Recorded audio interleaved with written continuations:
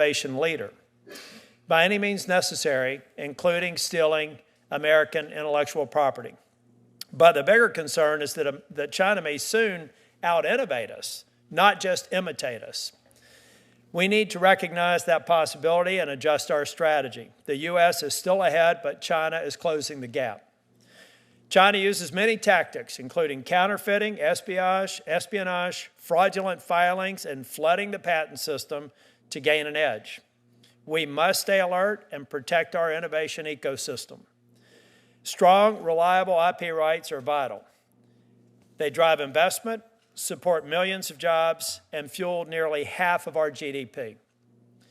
There are three areas that urgently need attention. Patent eligibility law. It's broken.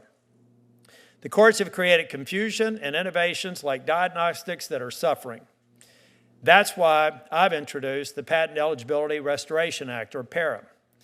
The Patent Trial and Appeal Board reform is also important. It was created with good intentions, the PTAB, but now we see its flaws and it's time to fix them.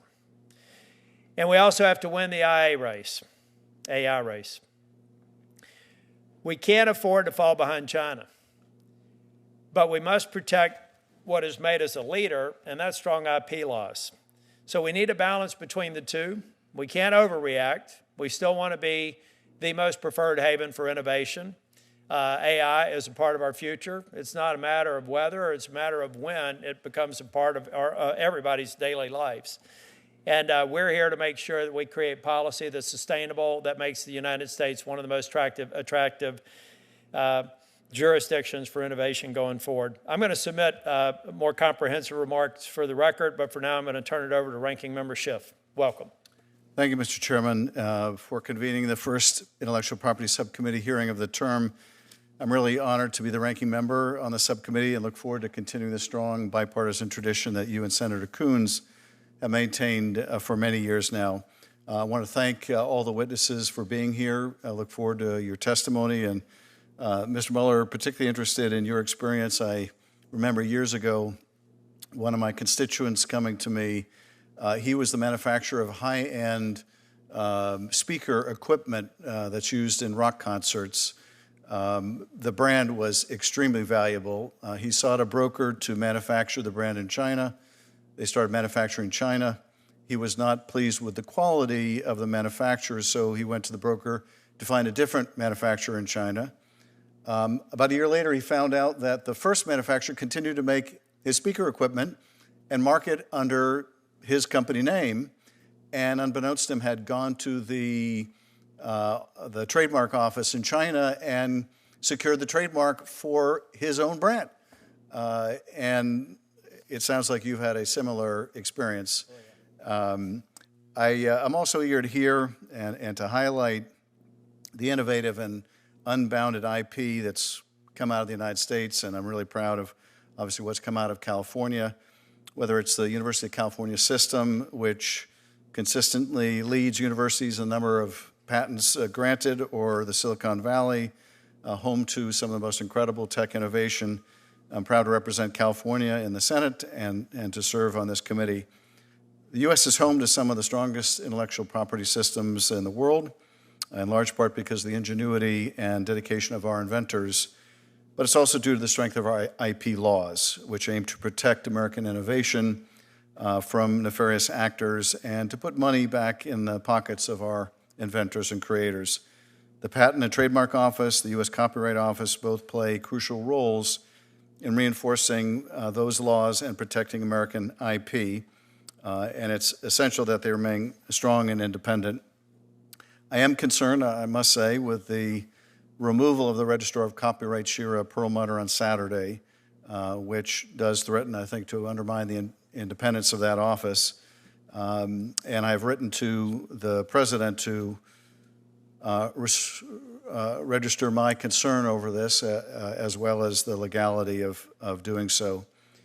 But in terms of the reason we're here today, in order for the U.S. to compete globally, it's critical American innovators and intellectual property are protected at home and abroad. And I know that the chairman, myself, and our colleagues agree that we need to be doing everything in our power to maintain the U.S. position as the worldwide leader in innovation.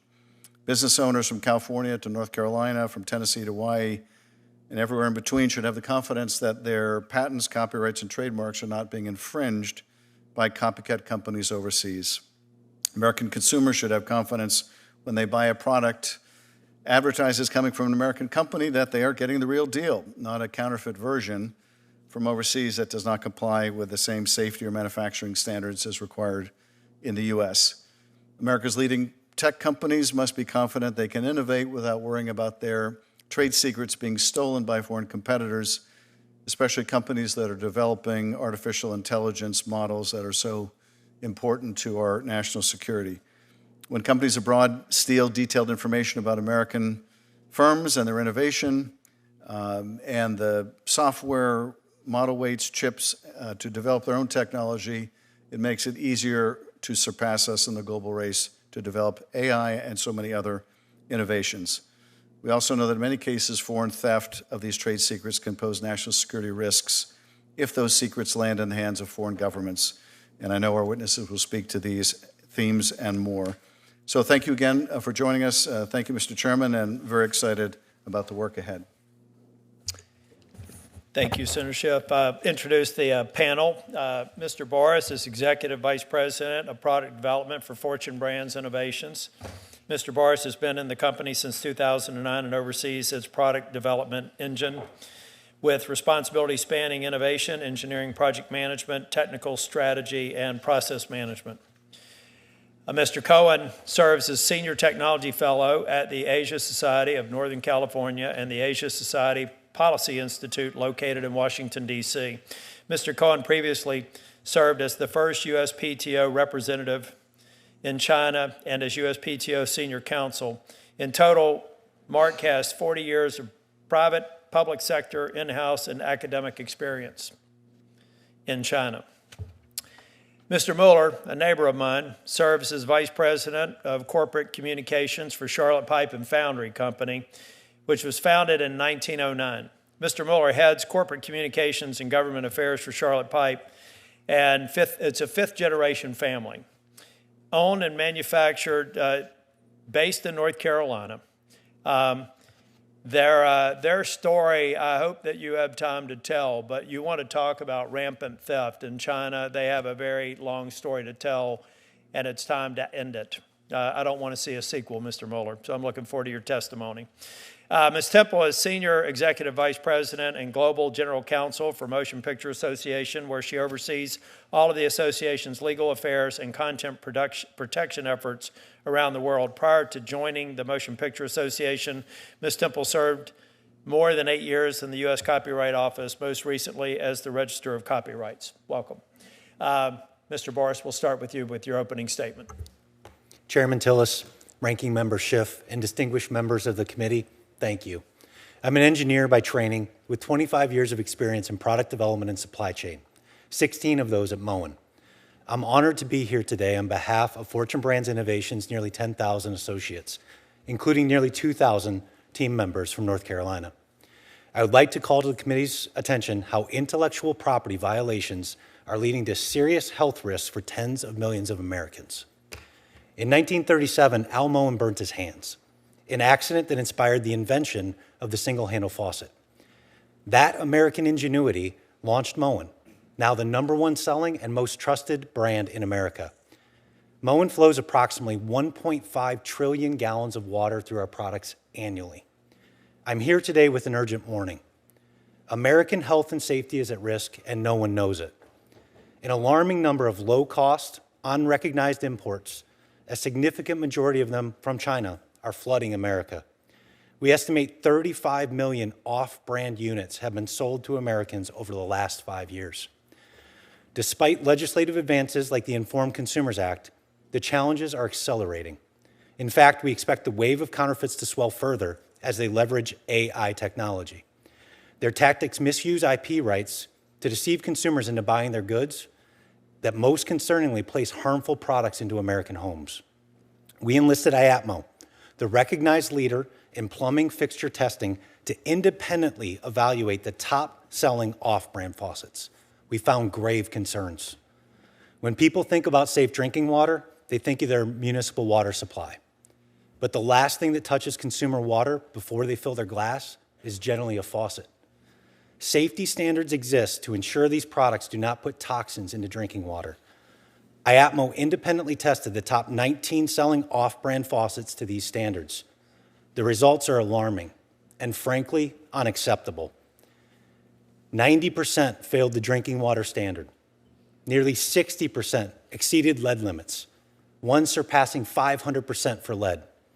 And nearly 80% failed for chemicals linked to liver damage, or even chemicals used in lice and scabies treatments, with one almost 600% over standard. If this sounds alarming to you, it should. In addition to drinking water safety, bath safety is also of concern. Moen's best-selling valve is a device designed to aerospace level tolerances and assembled under strict quality controls in North Carolina. We estimate 45 million units have been sold in the last 20 years. A product, because of its sheer scale, is facing a rising tide from counterfeiters. IAPMO tested 6 leading off-brand faucets. All 6 failed safety standards, one by 750%. These products risk scalding consumers and exposing them to dangerous temperature swings, exact issues the standards are meant to prevent. When searching for this one Moen valve on e-commerce, we found one real Moen SKU.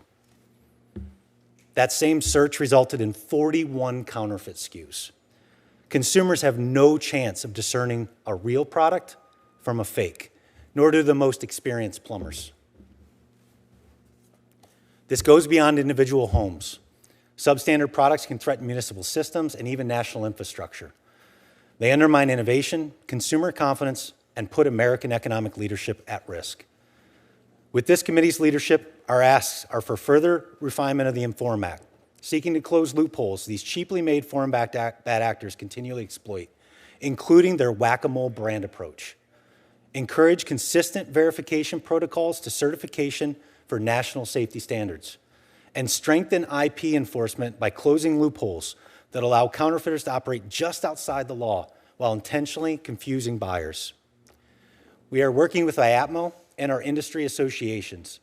We have shared this data with the Consumer Protection Safety Commission, and they've been very engaged and, in fact, issued warnings this morning about some of these products. This is about preserving the system that enabled Al Moen's innovation and protecting your constituents today. In closing, one of these cheap brands markets itself as providing healthier drinks. Their ad features an expectant mother drinking water from a faucet. That faucet tested at 591% over the legal limit for a probable carcinogen.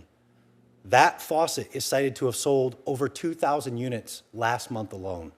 This is a moral imperative. Thank you for your time. I look forward to your questions. Thank you. Mr. Cohen. Thank you, Senators, staff, and friends. Thank you for this opportunity. Further to my personal observations and my written testimony, I would like to discuss or focus here on the future of our IP-related engagement with China. I believe that in the past, we naively assumed that the WTO would lead China to democracy and free markets. President Clinton said that the WTO will move China faster and further in the direction of democracy and free markets. President Bush repeated this, that trade with China will promote economic freedom and that a measure of political freedom will follow. Others, like former U.S. Trade Representative Barshevsky, argued that the U.S. failed to enforce China's commitments and therefore the desired reforms, economic or political, were thereby forfeited. There was a contrary perspective, however, which we do not hear about, and that is simply that autocracies will embrace whatever enhances their power, including IP. The Soviet Union was for decades one of the 10 largest patent offices in the world. North Korea, like the United States, has a patent clause in its constitution, Article 74. It was, in fact, the Hong Kong delegation negotiating the WTO agreements that inserted into the TRIPS agreement that IP is a private right, and one can imagine what they had on their mind. China's rise was in many respects predictable and observable through patents, scientific publications, talent flow, education, investments, trade data, and other sources, and in general, we chose to ignore them. We need to bring back that capacity to better understand China's science and technology trajectories and the challenges it brings. And we need to bring that back into Congress, which formerly had the Office of Technology Assessment, and to the US government generally. An illustrative case of this, of the US inability to foresee future challenges, was a matter that first began about 17 years ago. At that time, China was placing unfair conditions on technology transfer to China. The conditions were imposed on foreigners. That case was rejected twice during the time I was working in the Obama administration. The first Trump administration won the case at the WTO. They accepted it, and within a year, the relevant law was changed. And it was ironically Donald Trump, who was probably most opposed to the WTO in its current form, who led that case forward. In concrete terms, here is what we need to do. One, we need to revamp how we engage in China on IP, science, and technology. We need depth and continuity. At high-level negotiations, there are typically no IP experts in the room. We need a deputy director for international affairs at the USPTO as a counterpart in US negotiations. To be clear, I do not mean that the US should engage in negotiations merely for the sake of negotiating. In Geneva recently, both sides agreed to establish a mechanism to continue discussions about economic and trade relations. My experience is that only if a dialogue is run by someone with experience and depth is it possible to resolve IP-related issues. Two, we need to focus on IP as a private right, for which we also have to have industry in the room. IP is not something that is limited to what the government administers through bilateral negotiations. Typically, US negotiators know best what they are doing for the government: criminal enforcement, customs matters, antitrust policy, etc. And these are important. But we also need to address core issues such as civil enforcement, the lack of transparency of the courts, track 2 negotiations to encourage industry to engage with its counterparts. And I believe also that the US should consider developing a comprehensive inventory of China's statist approaches to IP and its impact on the US system as a guide to evaluating our next steps. 3, we need to improve our government structure so that it is accompanied by comprehensive self-strengthening to address weaknesses in our system. In this respect, I commend this subcommittee's efforts to propose new legislation. We need to address domestic issues such as unstable patent eligibility standards, which in many cases are weaker than China, and the declining availability of injunctive relief, which is also weaker than China. We need to engage with China as well on a fair and reciprocal use of each other's systems, such as through our patent prosecution highway and other bilateral arrangements. We also need to understand and anticipate the asymmetric challenges that China poses, of the type that some of the witnesses today are talking about. Our agreements with China on all technological and IP-related issues should be leading edge and thereby help set models for the world to better protect and monitor IP rights and use IP as a platform for collaboration. In closing, I also believe that we can, in fact, learn some things from China, such as in public access to the IP system, its availability to smaller companies, and the stability and non-retroactivity of China's IP laws. Ignorance of a competitor rarely has long-term rewards. At the same time, we need to do things smartly in accordance with our strengths, free markets, and rule of law. If so, I am certain we can succeed. Thank you for your time and attention. Thank you. Mr. Mueller. Thank you, Senator Tillis, and members of the committee for the opportunity to tell our story. Senator, you're familiar with it, but it's an honor to be able to bring it to the attention of the subcommittee.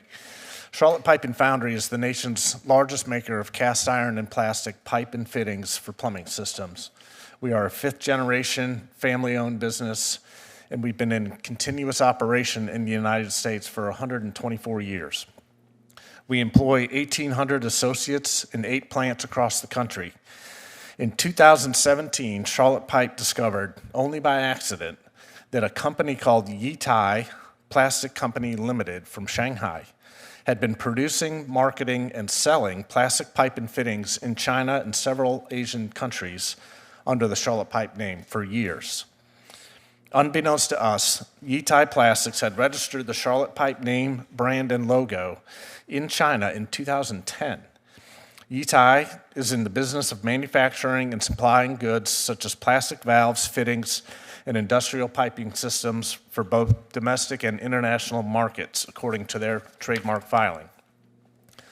Charlotte Pipe has spent hundreds of thousands of dollars to retain a law firm in China to attempt to recover our intellectual property.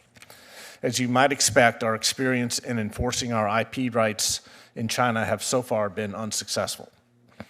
In a 2018 ruling, the Trademark Review and Adjudication Board in Beijing sustained the registration of the disputed Charlotte trademarks. In issuing its ruling, the board claimed the evidence we submitted was, quote, insufficient to prove the use of the disputed trademarks would create confusion among consumers, end quote. However, in my submitted testimony and from this trade article, you can see how this logo prominently displayed on a building in Shanghai would lead any reasonable person with a strong impression that Charlotte Pipe was operating in China. The Beijing Intellectual Property Court also ruled in Yitai's favor. We filed an appeal to the Beijing High People's Court, and our local Chinese counsel attended a pretrial meeting on January 11th, 2023. After the hearing, the judge informed the parties that the cases were, quote, complicated and needed to be discussed again by the collegiate bench of judges, end quote. We are still waiting for the results of those conversations. In other words, the case has gone cold. This is not theft of tech or trade secrets, but something as public and as one of the strongest and most recognizable brands in the plumbing industry that has been in use around the world for generations. Charlotte Pipe owns and has been operating under the name for almost 125 years. The logo on the business card and on the side of the building was created in the 1960s. Our Chinese counsel confirms Yitai is still operating and using our brand. In my submitted testimony, you can see a screenshot from a Chinese search engine that was taken just last week, and they are still operating under our IP. From our experience, it is clear that China lacks the rule of law and the political will to hold Chinese companies accountable for blatant IP theft. According to the House Select Committee on the Chinese Communist Party, Chinese intellectual property theft is estimated to cost U.S. taxpayers $600 billion a year. We are just one company making simple plumbing products, yet we have been under attack by China for years, from stealing our brand to dumping inferior quality products to evading lawful anti-dumping and countervailing duties. This economic aggression against Charlotte Pipe has gone unpunished by the U.S. government. Over the course of the last 7 years, we have spent millions of dollars to avail ourselves of every legal remedy to stop the fraud, the dumping, the illegal subsidies, the transshipment, to no avail. The illegal trade flows continue, and Chinese producers who aim to take our jobs go unpunished. To address the rampant cheating, Subcommittee Chairman Tillis last year introduced the Fighting Trade Cheats Act to strengthen enforcement against this form of trade fraud on the AD/CVD duties. Short of the provisions in this bicameral bipartisan bill to fight trade crime, industries will no longer undertake AD/CVD cases. The cost to file and win these cases is exceedingly high, and the promise of relief has become non-existent in the face of lax enforcement. I'd like to thank Chairman Tillis and the committee for the opportunity to tell this story today, and I look forward to your questions. Thank you. Ms. Temple. Thank you, Chairman Tillis, Ranking Member Schiff, and members of the subcommittee for the opportunity to testify today about foreign threats to American innovation and economic leadership.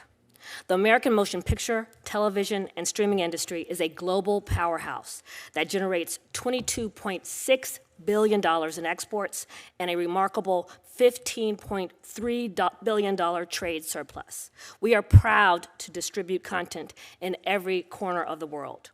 We are also job creators. As of 2023, MPA member companies in our industry supported 2.3 million American jobs and $229 billion in total wages in the United States. Many of these jobs are skilled labor positions that support middle-class workers and do not require a four-year degree. Our domestic production activities also support a nationwide network of thousands of small businesses representing every state in the country, and 92% of these businesses employ fewer than 10 people. Yet this American prosperity is put at risk by continued foreign theft of intellectual property on a truly massive scale, often coming from countries such as China, Russia, and Vietnam. Consider that in 2019, US-produced movies and television shows were illegally downloaded or streamed more than 150 billion times. In 2022, there were an estimated 191.8 billion visits to movie and TV piracy sites. That's equivalent to every adult in the United States visiting an illegal site twice a day, every day. In many cases, we have more traffic going to pirate sites than legitimate sites. The theft of this content and related lost revenue severely undermines America's film industry and the local economies it supports. When MPA member companies produce film and television content in local communities in North Carolina, California, Delaware, Illinois, or Tennessee, they invest millions in the local community, including local jobs like caterers, painters, carpenters, florists, and more. Foreign IP piracy threatens these jobs. Already, piracy has cost our economy $29.2 billion in lost revenue and over 230,000 jobs annually. MPA, through our Alliance for Creativity and Entertainment content protection arm, will attack piracy wherever it may occur and uses every possible avenue to shut illegal piracy sites down. But it can take years. All the while, piracy operators are preying on American consumers and illegally profiting on the backs of American creators. These sites often may look legitimate, but are populated by stolen IP with current blockbusters and hit shows. They feature movies still in theaters or not even released yet. They are run not by individual teens in someone's basement, but by sophisticated foreign criminal organizations who are involved in the most heinous criminal behavior you can imagine. And they are specifically designed to target American citizens, your constituents, for their personal and financial data and to expose them to malware and identity theft. Why do these criminals so often target Americans? Because we are leading consumers of copyrighted content and represent lucrative victims. And unfortunately, here at home in America, we have left our citizens and our valuable IP more accessible to criminals. This is not the case around the world. Foreign countries, including leading democracies such as Canada, the United Kingdom, Australia, and Germany, have enacted site blocking to prevent access to illegal piracy sites. Now, more than 55 countries have followed suit. Site blocking regimes are proven to turn members of the public from unwitting victims to consumers of legitimate content services. When you block a piracy site, traffic to that site plummets, and traffic to legitimate sites rises. But of course, this is not news to you, and I want to thank Senators Tillis and Coons for your years of attention to this issue, and note the similar efforts on the House side with IP Subcommittee Chairman Issa and Representative Lofgren. The MPA stands ready to work with you and all stakeholders to enact judicial site blocking this session. It's time, finally, to get this legislation over the finish line. In closing, I want to also acknowledge the importance of keeping America competitive in new technologies of all types, including artificial intelligence. But that doesn't mean weakening strong IP laws and undermining the creative economy. Respect for copyrighted works and other intellectual property must remain a central pillar of our nation's policies, both in how we facilitate innovation domestically and how we address the global race for AI leadership among countries around the world. Simply put, there should be no blanket AI exception to our copyright laws. And in formulating AI policy, Congress and the administration should aim both to advance America's global leadership in AI technology, innovation, as well as maintain the preeminent position of the American entertainment industry. Thank you for your time and attention, and I'm happy to answer any questions. Thank you all. Before I go to Senator Moody, I'm going to be here for the duration, so thank you for coming. We're going to go to you. Incidentally, I use the chairman's prerogative not to swear you in. I'm assuming you're not going to lie about IP subject. So, Senator Moody. Thank you, Mr. Chairman, and thank you for highlighting this important issue and calling this hearing. And for those of you that took the time away from your family and your jobs to come here and testify in an informed way, the only way we can have an effect on good policy and approach to issues is to have people that are living it daily come here and be a part of the discussion. So I appreciate you being here today. I'm hearing a lot about theft, and of course, the theft, especially from the CCP. And I think it's so important that we talk about, and again, I know this hearing pertains to foreign threats in general, but I want to talk specifically about intellectual property theft by the Chinese Communist Party. And I think it's important that we're clear about that because the Chinese people in general, I don't believe, want to wake up every day and want to steal from America or Americans or undercut our innovation or do us harm. The CCP might be a different story. And I appreciate you being here to share your examples. I know one of you mentioned the theft by China as it relates to RRP is $600 billion a year. Just that number alone should shock all of us in terms of what it's costing the American taxpayers. But one of the threats I think that we're struggling with as a nation is we are facing imitation threats by the CCP, and we now have companies that are having to go to China courts to try and seek redress. That's just unbelievable. But maybe even more problematic is if they start competing with us or overtaking America in innovation. And it has recently come to light. Last week, a study was released at a major university by anonymous sources that students here on visas from China are being directed to steal and collect information for the CCP. And the reason I bring that up, I think it's related to this hearing today, is because it wasn't that long ago that China passed laws that required its citizens to participate in intelligence gathering and in their national security efforts. And if they do not, as directed, they face penalties. Those laws are on their books.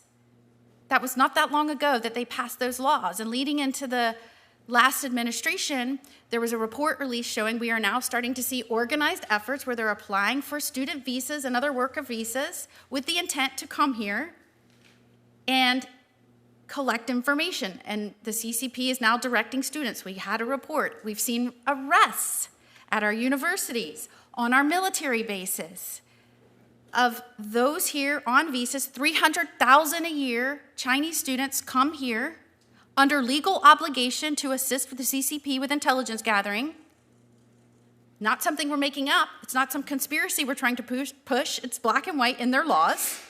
And we are inviting them in.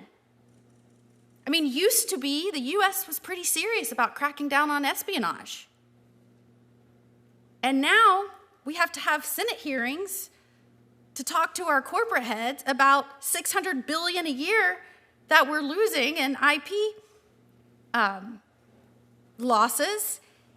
And we know that they're here right now because we just had another study released last week saying they're here on our college campuses. Like arrests weren't enough on our military bases and our universities. Arrests weren't enough as we caught them with drones, taking pictures, stealing information.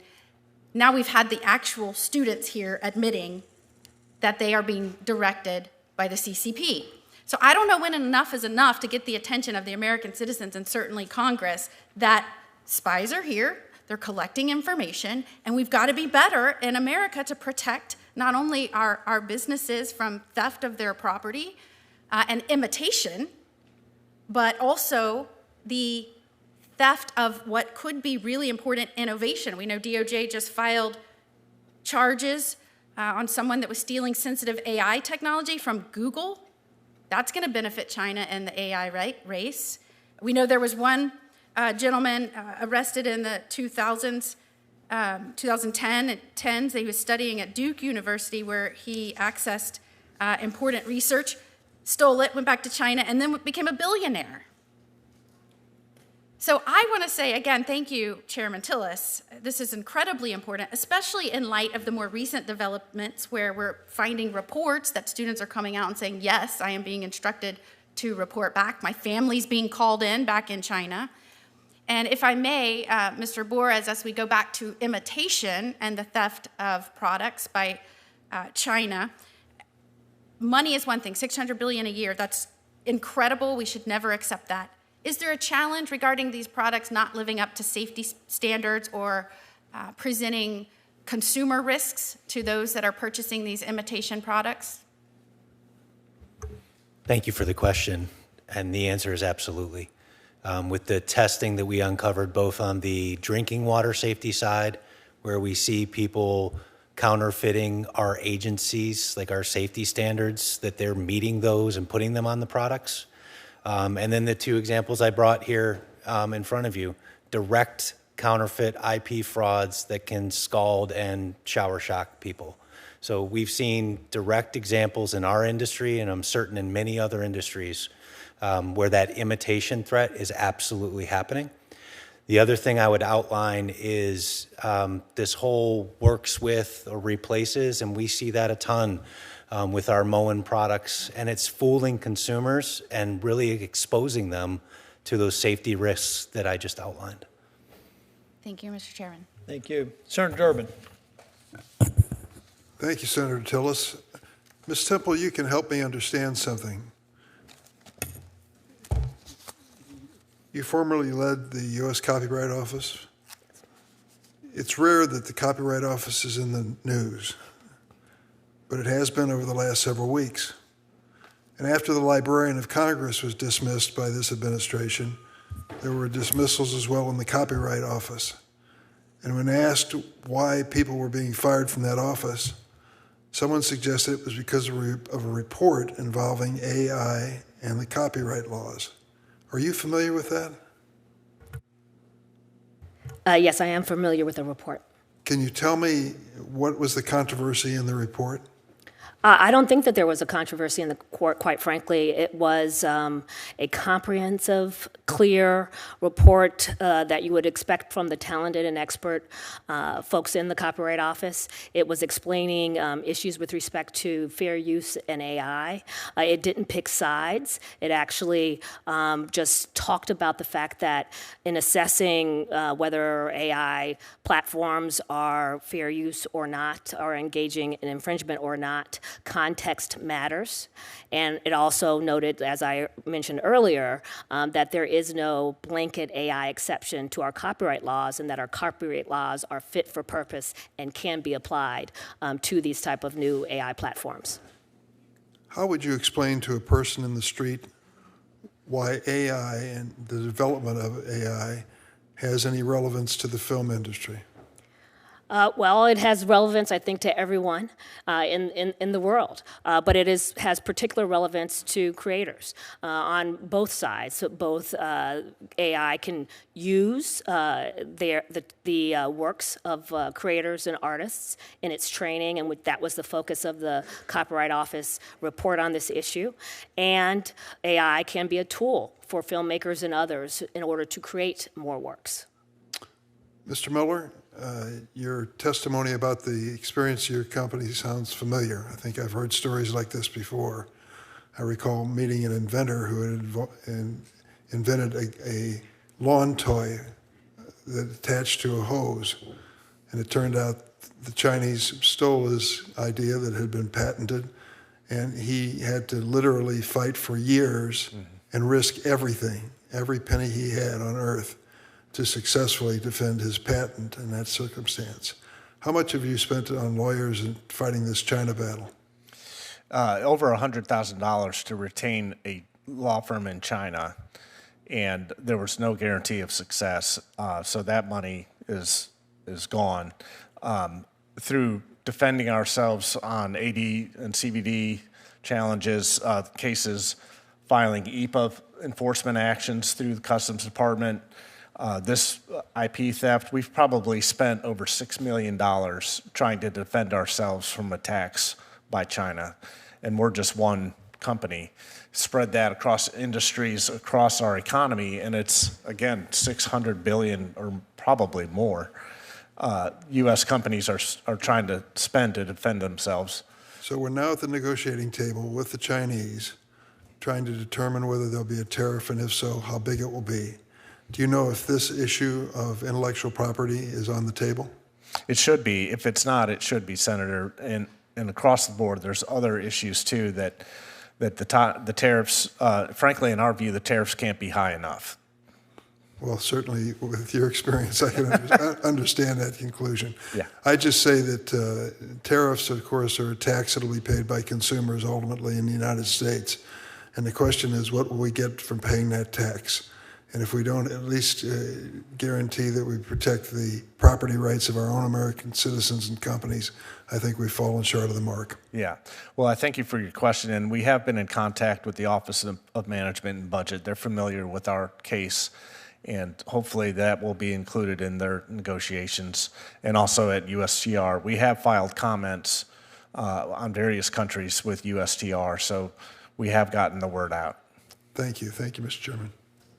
And Senator Durbin, the bill that Mr. Mueller alluded to in his opening statements is something that we put out last year. It's called Ending Trade Cheats, and basically it's giving the private sector a private right of action to become more of a force multiplier on all these. There's so many complaints coming into customs that they can't process all of them. What we're trying to do is give the private sector a vehicle, a pathway for being able to do it so that China doesn't continue to flood the zone. What they're doing is they're just flooding the zone, making it very difficult for enforcement actions to go through just through sheer numbers. So I hope you'll take a look at that bill. We'd like to get it done this year. My question, and actually I want to go back to Mr. Mueller, to give y'all an idea of just how egregious the situation is.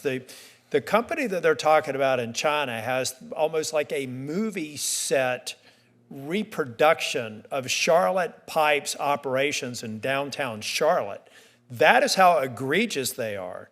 And then they are stamping a Charlotte Pipe brand on a pipe and exporting it.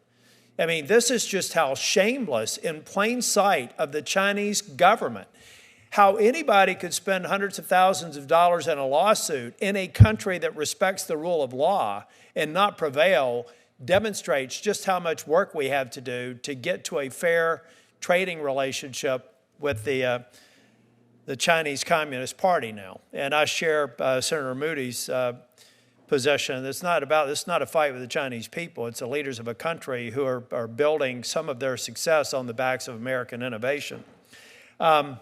Mr. Boris, you mentioned that I think the faucet that was advertised, there were 2,000 units sold last month alone in the United States. So would you give me that statistic again of just how much in your testing unsafe substances were in that particular faucet? Yeah, thank you for the question. That faucet was one of the top 19 sellers that we identified through third-party data. We worked with IAPMO to independently have that faucet evaluated.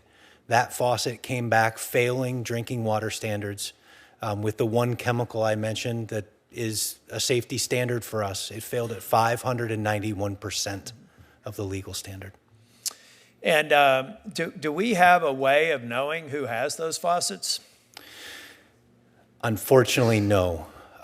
Were they sold through big box retailers online or combination thereof? How did they get into this country and into homes?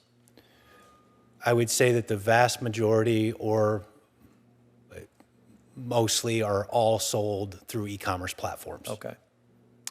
Mr. Cohen, try to explain, people, I'm not an IP expert. I got involved in IP when we decided we had a problem here. I'm a business person. IP was a problem. That's how I got involved in IP. How would you or any of you describe why the average American should be concerned with this? How does this IP theft issue affect just the average citizen that's going to work every day and living their lives? How would you describe it, Mr. Cohen? It's a great question, and actually, I think we could do a better job in this country of getting people to understand what the IP system does. I think we all know here that it's in our Constitution, it's in our foundational documents and how we've evolved as a country, that it rewards inventors, and we have our Thomas Edison and Edwin Land and other people in the back of our mind that we want to support. And that it protects brands, and to a degree, to a not insignificant degree, it protects consumers who rely on those brands. And in addition, it protects creation. We are all creators in some way, whether it's our letters to family or notes or memoirs or something we might paint as a kid. And that's what copyright does.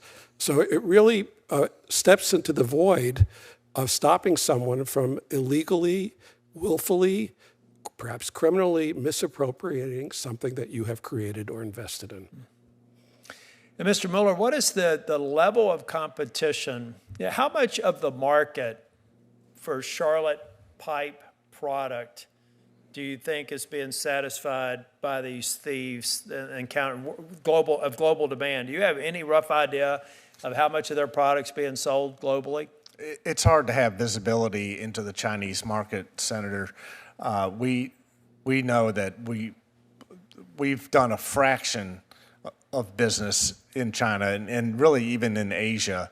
So our guess is that Yitai and others that are engaged in this activity have the lion's share of the Asian market. And to answer your question of China and the Asian market, yeah. Because you would think the Charlotte Pipe brand would be a brand that, particularly in the broader Asian market, is a brand that's known. I mean, you're a world leader there. In China, I guess you could go either way, whether or not the Charlotte Pipe brand would matter to the Chinese government. They can tell people what pipes to put in whatever buildings they're building there. But I think it'd be interesting if we can get any more information about the revenue theft there. Yeah. It would be helpful if we could get some feedback from that. The same for you, Mr. Boris. Well, in Singapore, Senator, in their filing, Yitai did say they did $364,000 in revenue in Singapore in 1 year, the year they filed our trademark. So that's a significant. And what's the current status of the case in the Chinese courts? It's on appeal. And we have not heard back from the Chinese court, and we were. So the court ruled in your favor? No, they ruled in the adjudication board ruled in the Chinese favor. We appealed to the Beijing People's High Court. That's where the appeal sits unresolved. What kind of a kangaroo court would look at the facts of that case and rule that way? Oh, I'm sorry, I poisoned the well with the answer in it. That's a leading question, Senator. But we did also challenge it in Singapore. Yitai filed in Singapore, and we were successful. Initially, we were unsuccessful, but on appeal, we did recover our brand identity in Singapore. So they are not allowed to go to market. So the facts of the case are there. We have the winning facts. But to your question, why the Beijing People's High Court won't see it our way? Because Beijing told them so. Senator Schiff. Thank you, Mr. Chairman. And Senator Coons, we were bragging about you while you were out of the committee, and we will not repeat ourselves. But thank you for your amazing leadership on this subcommittee. Mr. Cohen, I wanted to get your sense, because I've heard conflicting opinions about the role that piracy played or didn't play in the Chinese creation of DeepSeek. Do you have a view of whether this was their own innovation or their own, to use a term of art improperly in this context, fair use of the outputs of American AI models? Yeah, I've seen some articles, and I haven't really gone into it at great depth. Obviously, I think it would offend any notion of fair use that we could conceivably imagine. But beyond that, I'm happy to respond in writing to this. Yeah. In this case, if you've tracked of a former Google software engineer who was charged by DOJ with economic espionage, are you familiar with that case? Somewhat. Someone who left Google, took a lot of the information with him, became a founder and CEO of a technology company in China focused on AI. How frequent is that kind of occurrence? That's pretty blatant, Right. Compared to cyber theft and other means of acquiring, stealing trade secrets. Well, that's a great question. Let me respond first by saying that trade secrets are the most poorly enforced right of any IP right in China. And that's according to Chinese statistics. So you have historically about a 30% chance of success on a trade secret claim, compared to as high as 80% official data. We can quibble with that, but for a patent case, it's about 80%. So you're starting from a very low threshold. The way to protect trade secrets in China, in general, is through non-compete agreements. And some states, including California, make it very difficult to enforce their non-compete agreements in other jurisdictions, particularly outside of the United States. I have no problem internally within the U.S. if some states want to enforce non-competes or enforce them. We have full faith and credit. We have discovery. We have a legal system that works pretty well in most states. But when it comes to other jurisdictions like China or other places where there's rampant trade secret theft, the inability to enforce a non-compete agreement can really cripple a company's ability to stop the theft of trade secrets. And we've seen this repeated over and over in many high-tech with regard to many high-tech companies. In fact, in California, you could be originally employed at a competitor. Let's say you're at Microsoft.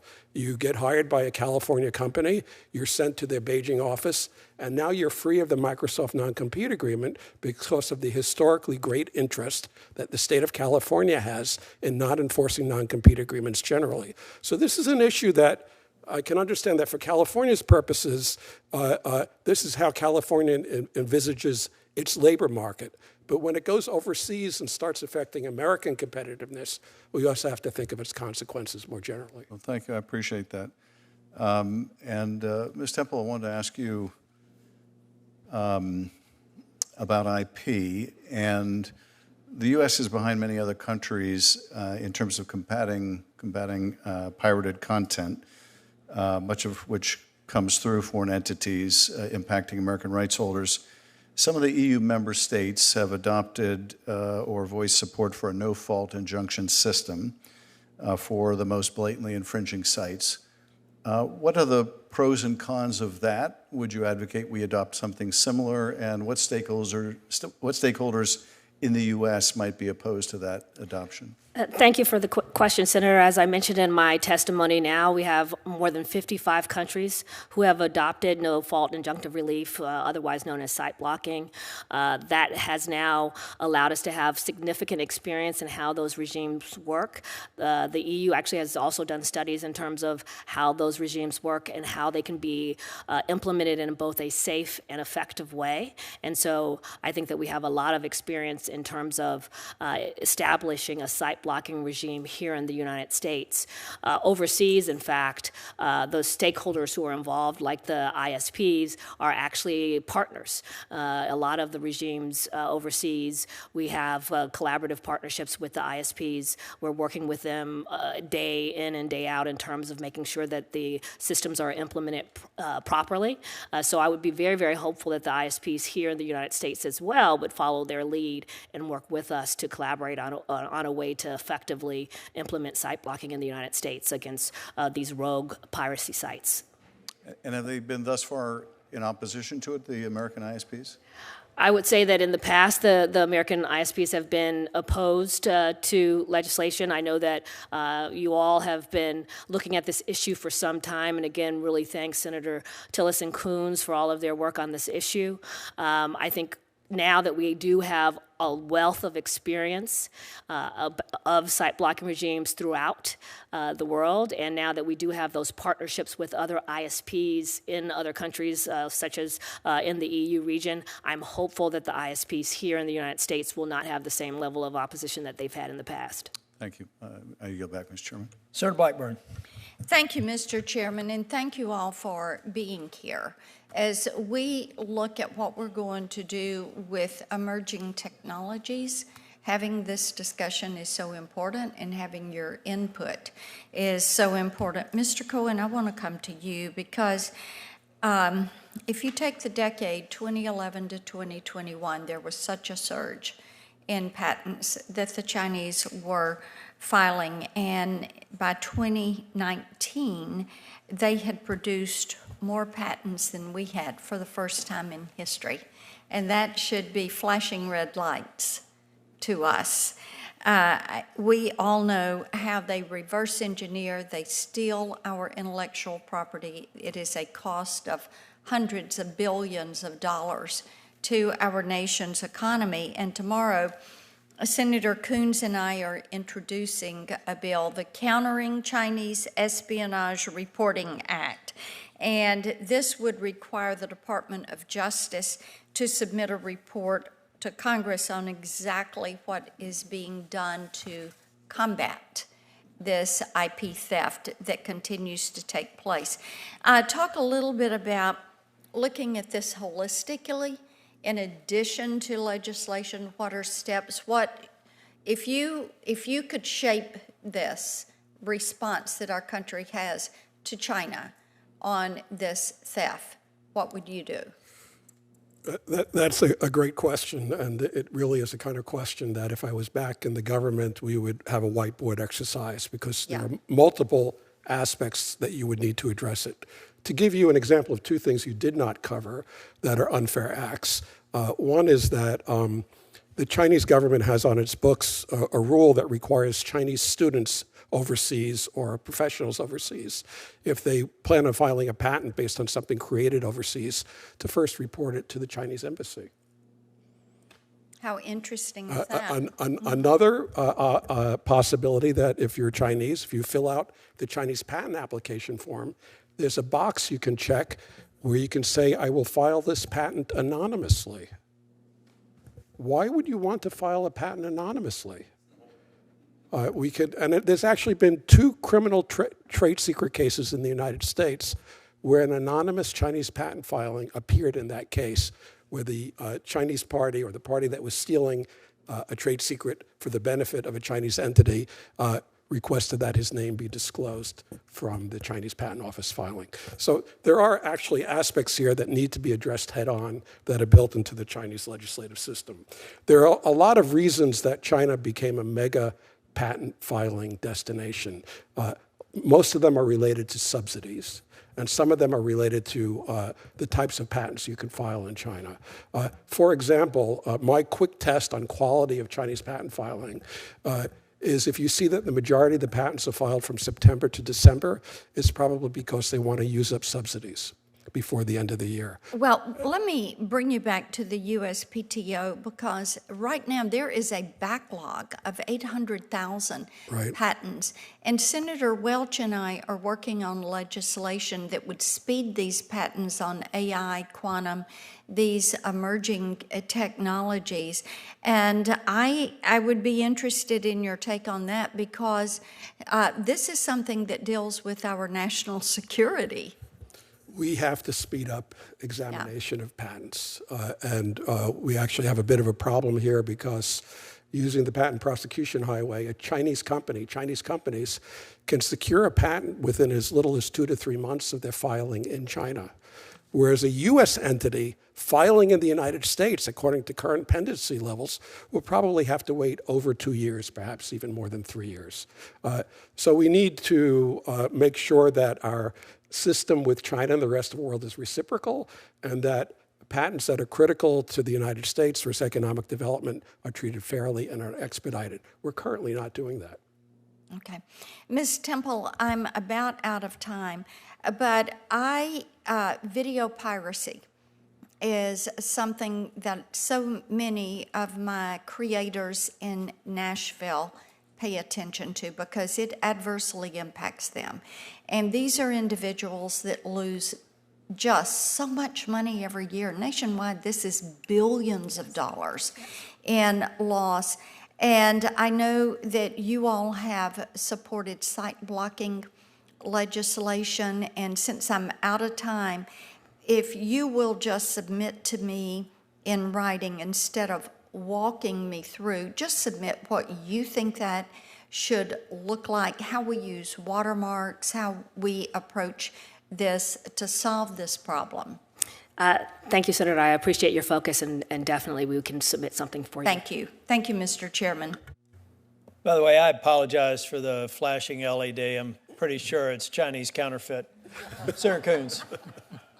Thank you, Chairman Tillis, Ranking Member Schiff. It's great to be having this same hearing 2 years later. We had an identical hearing 2 years ago. And despite the strong bipartisan agreement about the importance of protecting American intellectual property from Chinese theft and infringement, I wish we had seen more progress through the Senate and the House. Foreign websites continue to steal and profit from American copyrighted content.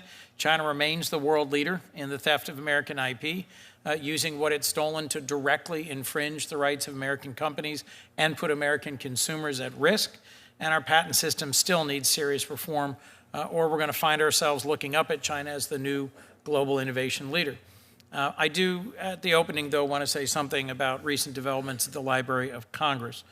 President Trump fired the Senate-confirmed librarian, someone I've long admired, and then tried to fire the Register of Copyrights, who was appointed by and answers to the librarian, not the president, and who plays a critical role in copyright standards and protections, increasingly urgent in the age of AI, where the question of whether or not copyright will be upheld is at issue. And as the name suggests, it is the Library of Congress, not the Library of the White House. Register Perlmutter is a longtime public servant with deep experience at the PTO and the Copyright Office, and testified before this very subcommittee in November and has been leading that office into the 21st century. I'm encouraged by statements on both sides pushing back on these unlawful moves, but I think it's important that we push back on efforts to intrude on the legislative branch prerogatives. Professor Cohen, if I could, I think, of course, I think that we need to strengthen our IP system to better compete. In your testimony, you highlight the need to enact 3 bipartisan bills: Prevail, Para, Restore. Why is restoring injunctive relief critical to maintaining our global IP leadership, and what's the consequences if we don't? Yeah, great question. And again, I can respond with the official statistics of China, recognizing that the statistics are problematic, but they're the only statistics we have. The injunction rate in China for an IP dispute, if you've won, is about 98%. This is basically automatically available. Now, if you're going to go after a manufacturer, let's say of the type that some of the other people testifying today are trying to pursue, you're best off if you could get a judgment in your favor where the product is manufactured and get an injunction against it. And in that respect, China offers a competitive advantage when you consider that, again, according to available data, Right. the time to first instance resolution of the case is 6 months, 3 months on appeal. So within 9 months, you've exhausted your appeal, you have a final injunction, low damages, so you have to calculate that into your strategic planning. That, when you look at global patent litigation, for example, where we have these multiple jurisdictional cases appearing before the Unified Patent Court, the Federal Circuit, the Chinese courts, knowing that an injunction is available as an automatic outcome is a significant advantage to helping to determine not only the national rate, the royalty for that patent, but the global rate. Could you speak to the importance of having an intellectual property enforcement coordinator to bring together different actions that are spread across disparate entities that hasn't been filled in several years across two administrations? I think it's a critical role. How would it help us speak with one unified U.S. voice and ensure that enforcement actions are more effective than they currently are? Yeah, well, IP enforcement, and we've already heard about some of this today, bridges many disciplines, including consumer safety, including pharmaceutical safety, including obviously patents, trademarks, copyrights, and other areas, and including state and local government. California has a very active criminal docket in intellectual property enforcement. New York does as well. In fact, at one time, New York probably had as many cases as the federal government. Most of them were small scale, people selling goods on the street. But the ability to coordinate them nationally, on a state level, and finally internationally, where often the evidence is located overseas, is critical. And that's the reason we need a coordinator. That's something I hope we'll all be working on a bipartisan basis to press to finally fill this position after a long time. Mr. Mueller, Mr. Boers, I worked for 8 years for a global manufacturing company. We had a whole room at our headquarters of fakes that carried the same trademarks and stamps and materials and had been made all over the world, and yet failed to meet the product safety and performance standards that the company I worked for was built on. Mr. Boers, your talk about Moan faucets was a new example to me of a risk to consumers and to product safety. We've made progress fighting counterfeiting with the Inform Act, something Senators Durbin and Cassidy led, but we all co-sponsored. But Senator Tillis and I are continuing to work on a bill called Shop Safe that holds online platforms liable for selling counterfeit products unless they adopt certain best practices. What do you think online platforms like Amazon and eBay could be doing better to stop the flow of dangerous counterfeit products from China to the United States? Thank you very much for the question, Senator Coons. First, I applaud your guys' work on the Inform Act. It's the right steps, and we're making further steps. With regards to your additional act, I think there are absolutely tools within various e-commerce platform sites to help govern better, making sure products that are for sale, both in my industry as well as many others, meet safety standards and meet national code requirements.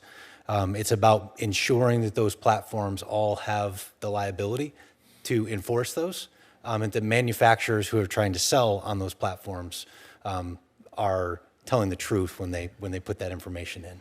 I think millions of Americans unwittingly buy counterfeit products day in and day out and are largely oblivious to the risk. Senator Grassley and I have long co-chaired the Trademark Caucus, and I think there's a lot more we can and should be doing to protect storied American manufacturers, multi-generation manufacturers like yours. Last question, I know I'm over time, with the tolerance and forbearance of the chair and ranking, if I might, Ms. Temple. Finally feels like we're making some real progress here on site blocking after years. One of the key roadblocks to getting a final deal is whether ISPs should bear liability both for should benefit from immunity, both prospectively and retrospectively. Can you help us understand the difference between these types of what kind of immunity ISPs might be looking for and what you think a path forward on that specific deal point might be? Yes, thank you, Senator. I would say that, in our experience in the countries that have adopted site blocking, immunity has not been an issue. ISPs have not routinely been sued for enforcing site blocking regimes. So, I think in our experience, we don't think that this is a provision that is necessary at all.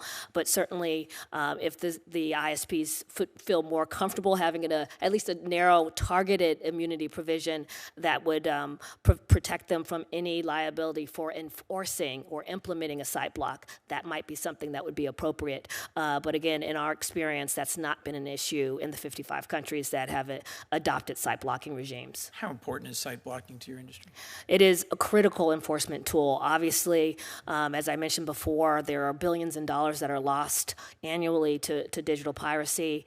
And unfortunately, there are safe havens for these foreign operators where we can't actually go after them and get them, like in China and Vietnam and elsewhere. And the only way that we can effectively enforce our rights is by basically cutting off their customers. And that is making sure that they are not able to get these unwitting victims from the United States to buy their, or purchase their services. And so site blocking is a critical tool that we use in all of the countries that we are able to do so. Well, thank you. Thank you all for your testimony, and to the chair and ranking, thank you so much. I look forward to working with both of you on these bills. Thank you, Senator Coons. Mr. Cohen, you mentioned patent eligibility as part of your opening statement, and I'm sure you're aware of the para bill that my office and Senator Coons and others are working on. Give me your perspective on your read on the bill. What are its strengths? What are the areas that we need to focus on?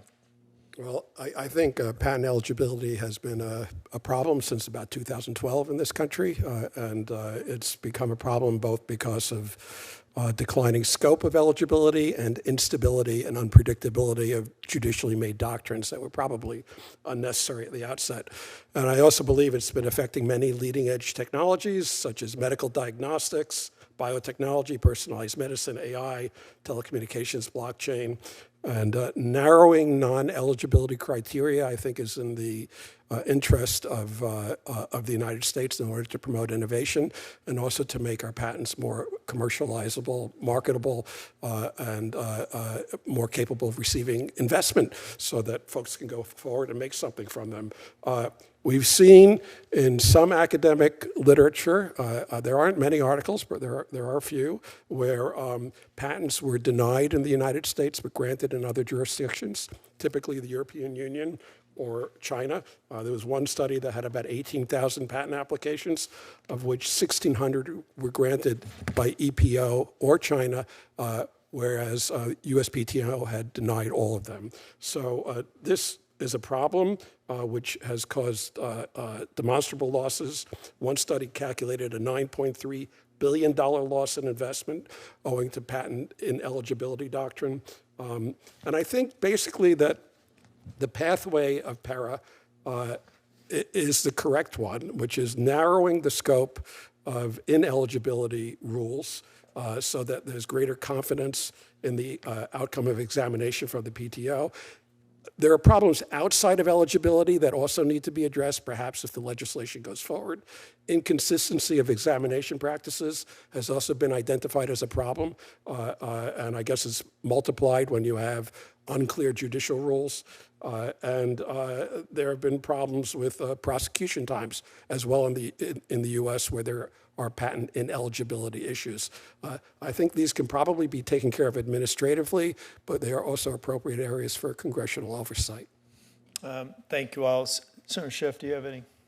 I just had one follow-up question to the questions you asked of Mr. Bors and as well Senator Coons. You've got a great brand, and I wanted to ask you about some of the online retailers. Do people buy pirated versions of your product on Amazon? And if they do, are they buying it directly, or is it third-party sellers on Amazon, or is it mostly other lesser-known platforms that are selling the pirated goods? It's across multiple e-commerce platforms, right? But I think all of us would admit and use Amazon, right? I know my home would cease to function if I didn't, so that's probably the primary. I do not believe consumers knowingly purchase counterfeit. I've worked with Moen and on the Moen business for 16 years. I go on these e-commerce platforms and search for valves I know and products I know very well, and I'm confused as to which ones are the right ones to buy and who are the legitimate ones. Yeah, no, I'm sure you're right. I think customers would want to buy the real thing. But do you think, does Amazon do any due diligence, not to test the parts necessarily, but to verify that if they're putting a Moen product on their platform, that it is in fact coming from you and not coming from some pirate source?